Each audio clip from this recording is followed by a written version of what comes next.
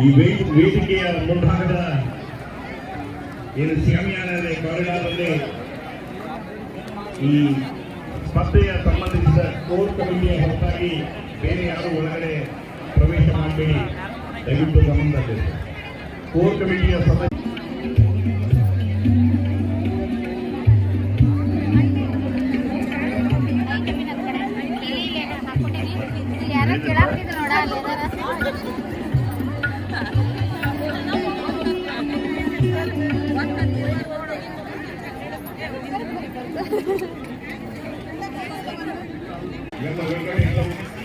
Chairman National Commission for Safai Kabajani, Ministry of Social Justice and Empowerment, Government of India.